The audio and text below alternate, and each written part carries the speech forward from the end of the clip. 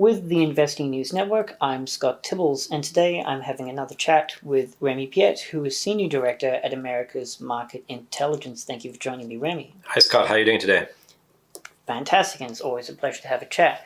So today we're going to have another look at a Caribbean country in Latin America, but really it's a French country.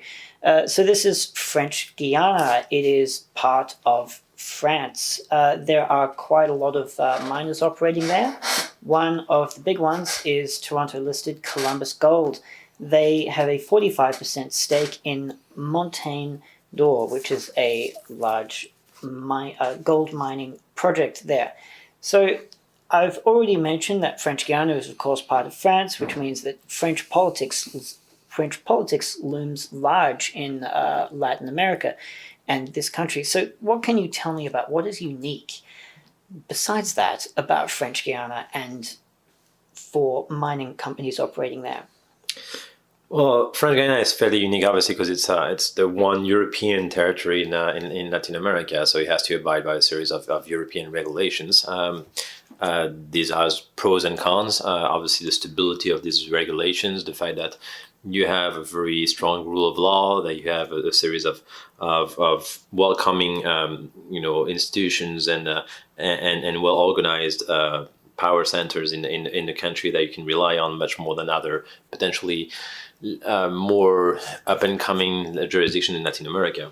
The negative are obviously the fact that it's you have to be extremely professional when operating in French Guiana. You also have to be very well understanding of the strength of environmental NGOs, the strength of the interest of a series of economic actors in the territory. But being, as I said, the European jurisdictions, you have to see the operations in French Guiana as much as if you were opening a mine in another European country.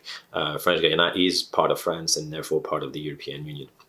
However, this being said, when you look at French Guiana, you have to understand French Guiana has 4 different layers of decision makings and potential influence.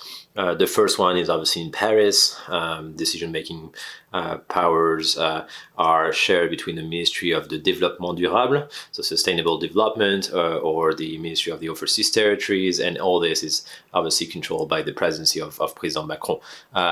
Macron, even when he was economy minister, was very supportive of mining in French Guiana, sees mining as a way to structure and formalize a series of economic development in a territory that is being plagued by unemployment and costs a certain amount of money to France. So therefore, we're looking at different options. The country is looking at different options for developing the territory. French Guiana is also home of the French spatial program. So that's where all the satellites are being sent to space from Kourou in French Guiana. But the capacity of these developments to bring employment to a large scale of the population is slightly limited, as opposed to potential, formal industrial mining and the impact it will have in trickling down in terms of creating jobs and economic development in the rest of the territory. So obviously that level of power in Paris has been a level that has been addressed by miners in French Guiana, but it's although it's supportive of mining, generally the political game in Paris, especially with the rise of environmentalist parties, Europe Écologie, the deals that Macron has to make, especially with his center-left political parties in the moment of pension reform and so on, has led to the fact that there has been a series of compromise and moving back on the series of engagement and support, at least informal support, to industrial mining in French Guiana. But that's the first level of political influence. The second level is obviously, if I look at French Guiana, is the series of still positive and supportive of mining. It's a series of political actors in French Guiana, or whether especially in the western part of French Guiana, that are pro-mining, that are looking at potentially trying to get a reform and a better conditions to support mining in French Guiana that be a little less controlling than the European regulations, and saying that potentially French Guiana should also be seen as a Latin American jurisdiction with this unique sets of rules and and limitation. Therefore, there should be a better, let's say, annex to the mining code that is going to be passed. There's going to be a new mining code coming in 2020 in France, and that will actually address the situation in French Guiana. The third level, which is much more anti-mining, is the large, let's say, some might say deep state in French Guiana, but it's the representative of the French state, a large amount of civil servants that serve in French Guiana for 3 to 6 years potentially, with very good salary conditions, because you get a better salary if you actually are far away from Paris. And they see their presence in French Guiana as a mission to protect biodiversity and to protect the ecosystems, and they don't have the consideration of long-term development of French Guiana, and I understand that their position of trying to make a difference in the world in the environmentally minded, but the idea is that, well, it's easy to say that for 3 or 6 years and then leave back to France and leave French Guiana in a state of underdevelopment, but they have to be reckoned with, they have to be understood. There's a large element of red tape and time and delays in the environmental assessments and authorization. So you have to understand this level of power. And the fourth one is obviously the communities, indigenous communities, and the economic powers in French Guiana. The economic powers are fairly limited. There are some local players, some companies that exist, especially in local mining companies. There are also some potential alliances that could be built with other key investors in French Guiana. There are some very wealthy French people that now live in French Guiana because it's a great weather and great conditions to live there. But they have to be addressed and they have to be reached out to. The communities, in terms of the indigenous communities themselves, they would gain from formal employment in the mining industry, but some of them are also gaining from informal mining, the garimpeiros, the traffics. We're looking at a frontier with Suriname that is one of the key drug trafficking frontier in Latin America or the Caribbean. But you have to understand and reach out to them. It's a work that probably has not been sufficiently well by traditional actors and Canadian actors, where they were trying to develop Montagne d'Or being 45% owned but by Columbus Gold, but also 55% by Norgold, so a Russian company. And the capacity to interact with the local communities was probably did not lead to any much success, let's put it this way, and led to the entire territory seeing Montagne d'Or as a project that is too big, not enough integrated into the territory, and should be rejected. That doesn't mean that there's no future to mining in French Guiana. I actually believe that there is, and we're becoming fairly bullish on French Guiana. First of all, Columbus Gold has other projects, Maripa, Rea. Those are projects that are a little further along in their they will take more time to actually arrive to production, but there are some clear potential in those two projects, and they actually operate them in conjunction with IAMGOLD rather than Norgold. And there's clearly a change of strategy in Columbus Gold of having a much more, let's say, bottom up approach of socializing those projects ahead of time and try to build a better strategy in terms of license to operate in the country. IAMGOLD is there also. Newmont is there. Newmont is working with Mine Espérance from CME, which is a local actor in French Guiana. So there are ways to move forward. I've talked to the different ministerial actors in December in Paris. I've talked to different actors in French Guiana also.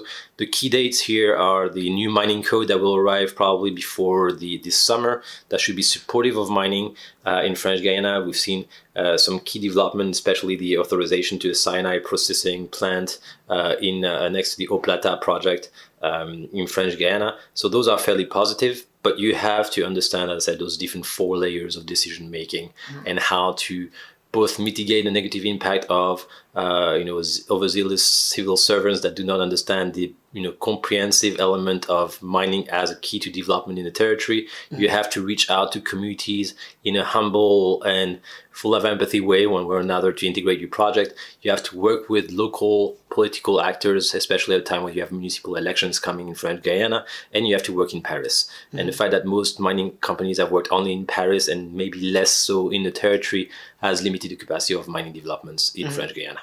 And speaking of the layers of power, where does the EU come into it? Does it come into it?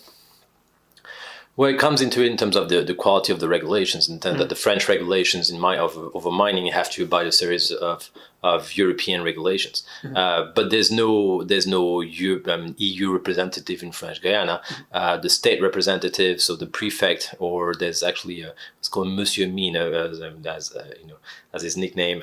It's a person that has been nominated to work on mining development in French Guiana. All these answer to the French state and therefore the Macron presidency, and this abides by a series of European regulations, like any kind of economic activity in a French or European territory. Okay, so there's quite a lot of layers. So we've just been talking about layers of power and what to work through. Where would an investor need to start when they're looking at this territory? So if you're an up-and-coming investor, again, if you're looking at taking some larger equity position or shares of an existing company, you have to be very careful of your counterparty risk assessment and looking at what has been achieved over the last few years and what are the main areas of risks or the absence of vector of alliance or capacity to move forward the project because you made a series of enemies or you didn't have implemented the right strategy there. That you have to do a very strong due diligence before doing this. If you're looking at partnering with a company in French Guiana or being a new investor being an up-and-coming junior mining company that wants to start bidding for concession, you have to keep in mind first of all that all concessions will have to be renewed with a new mining code. And so right now we're in a situation of a little bit of a regulatory limbo ahead of that mining code. But you have, as I said, if you're a new player in French Guiana, you have to be very well organized in liaising with the four, let's say, Congress representative. There's two senators and two congressmen. Three of them are fairly, supportive of mining. The other one, Gabriel Serville, is against it. You have to, obviously have some kind of a presence in Paris to be able to understand the measures in a different ministerial circle, whether it's the Ministry of the Economy or Ministry of Développement Durable or overseas territory. And that's where your project will be successful or not. More than anything, you have to understand the different economic layers in French Guiana to be able to build a narrative of how your mining project is going to be a vector of development in French Guiana. There's a series of economic actors that have never been reached out to, or very limitedly reached out to, or that do not understand how a well-regulated mining project will actually create jobs or will be in a better interest economically of the territory, and that the promises of so-called green jobs that we've seen already when IM Gold faced an incapacity to move forward with this project in Concaïman, and the rhetoric was this: there will be a series of green jobs that will be created. Those never happened. Other alternative for development, which is, for example, the agro-industry and so on, also have strong environmental impact.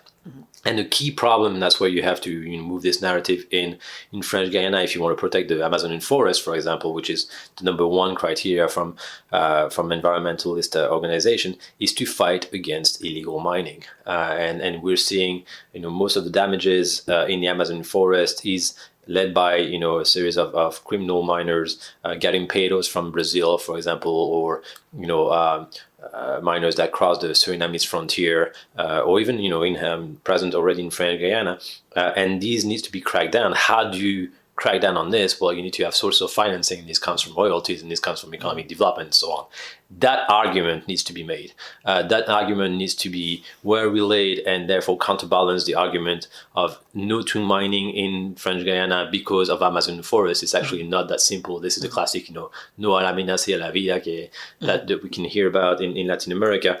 But there has to be a strong, ambitious approach to this with academic actors, with local economic actors, with journalistic actors in the territory and in Paris to be able to bring these arguments to light and therefore change the balance of the game on this one. There are ways to do it, but so far, Columbus Gold or other actors in French Guiana have not been able to play well the game. Whether it's IM Gold, Newmont is just starting in French Guiana, and there has to be a severe investment in that level. Mm-hmm. Okay, and so I'd like to touch on the environmental side of things, but before we get to that, so you've said that there's new mining code coming up, and you said that the indications are that it could be positive for mining in French Guiana. How do we know that? Have we had leaks of information? Have they been telling us exactly what they've been going to be doing? Well, I know that because I actually talked to the different people that put together the reform mining code that will be presented by to Macron and then forwarded by Congress. So I do have good information on what's going to be in there. But the idea here is that Macron has the majority in Congress, so he can pass a new mining code. The new mining code that we're having that is about to be submitted is a mining code that tackles not only obviously gold mining in French Guiana. This is just one of the issues, but it also tackles issues of shale gas or a series of other resources, part of French territory that are have a strong mining history, because there's not a lot of mining history in mainland France, but New Caledonia is also French territory. So that's, you're looking at other actors, Ramet, Nickel, and so on in that territory. So it's a fairly comprehensive approach to mining. There is obviously an annex for territories such as New Caledonia and French Guiana. So French Guiana and New Caledonia, on top of that, don't have the similar administrative ruling of Paris. But the issue here is that we're going to see a series of clearer processes in terms of receiving environmental and social licensing. This will happen at the moment of the granting of the concession. Now, I'm saying is, I've seen drafts. Will it be changed until the Friday past Congress? That might be. I can't sign on this, but I was fairly and quite impressed by the changes that will happen, and they will therefore include, at the moment of the granting of a concession, a series of measures and commitments to make sure that these projects are integrated inside the creation of value of the territory and playing with different actors, and therefore will limit the litigation that happened afterwards when you have to renew a series of different authorization for water use or for electricity and so on. So that will be a game changer. You will have, as I said, first of all, because that's in the texts, then you have to build clear alliances and understanding with different actors locally, so you don't have demonstrations to the level that we've seen against Montagne d'Or, and that you're able to really educate and communicate about your own project. Okay, and so touching back on the environmental side of things, so you don't really hear all that much coming out of French Guiana about the environmental things, but you've mentioned bureaucrats from metropolitan France going there and having a bit of a sort of protector culture. Is there a lot of pressure socially within France to treat French Guiana like some kind of national park, or what's the situation? Well, you don't have a lot of environmental damages thanks to mining, because there's very lack of scrutiny on illegal mining, which you would hear much more about it if there was a capacity to really track them down and in the middle of the Amazon forest and show the negative impact on the environment. In terms of regulating mining, the developments existing are very small today, so it's small scale mining, and therefore there's not a lot of use. But obviously the debate is whether or not there should be industrial mining in French Guiana. Whether France, I say we because I'm French, but whether France is planning on having French Guiana as let's say an environmental park, this is not the desire of the French Guyanese themselves. French Guyanese do not want to be the amusement park of the French, going for a couple of years to work as civil servants and then leaving. There is a strong historical presence of mining. The mine Saint-Élie, for example, is a mine that has been around for more than a century. So mining is part of the culture of local Guyanese on different places. They want to have development. They want to have quality of life. So they want to make sure that it is sound operators that operate in French Guiana, but they do not want to be seen as the Indian reserve, if I put it this way, with lack of development. Keep in mind, when you're talking about French Guiana, you're talking about territory that went on regional strikes, not a general strike, just ahead of 2017 elections when Macron got elected. That had a huge amount of press coverage, because obviously French press is present in French Guiana and covers this with a specific TV network, and then journalists are there and so on. And so there were already demands for more development in the territory, saying we are French, we deserve to have access to good quality infrastructure, education, and so on, that costs money. So either you find sources of revenues inside the territory, or you're basically receiving money from Paris and costs a lot of money to Paris. So you have to find an element of balance towards this. That's why I believe that there will continue to be support from Paris to industrial development in French Guiana. The mining being one of those options, mining being an option that will see light if there's a way to coordinate and make sure that you help Paris, the governments understand, build some kind of alliances with anti-mining actors in Paris, or at least, give them the arguments about how your project is different from, the myth that are being, transmitted about projects from 50 years ago, or the impact on the environment and so on. So you have to really work properly on your social license to operate, on your EIA and so on, and have it publicized. But once you have this, and with the support of the local actors and with the capacity to socialize with the actual communities around the mining site, I see strong potential for a mining project. But this has to be done seriously, especially because it's in European territory and the scrutiny is so high on it. It is also a European territory that, just looking at a list of French departments by HDI, French Guiana is the lowest ranked within France. So one could argue that of course the local residents very much have a point. Yes, I mean there's a lack of economic development in the country. There's a commitment from the state to invest in infrastructure, but the commitment. This will be another topic ahead of the 2022 elections. What I'm seeing, let's be honest, what I'm seeing is that we're going to get a better mining code implemented this year, or at least voted on this year. A series of projects that will be able to be ramped up before the 2022 elections. And if Macron wins the 2022 elections, and I'm fairly bullish on this, because there's no real alternative right now in France, then there's a series of authorization that will be given in 2022, 2023. So I would encourage investors to look at it. I would look at projects continuing exploration and their production be able to see light in 2022, 2023. Fantastic. Well, I think that we will leave it there then. Thank you so much for giving us an update on the situation in French Guiana, Remi. Thank you very much, Scott. And that was Remi Piet, Senior Director at America's Market Intelligence.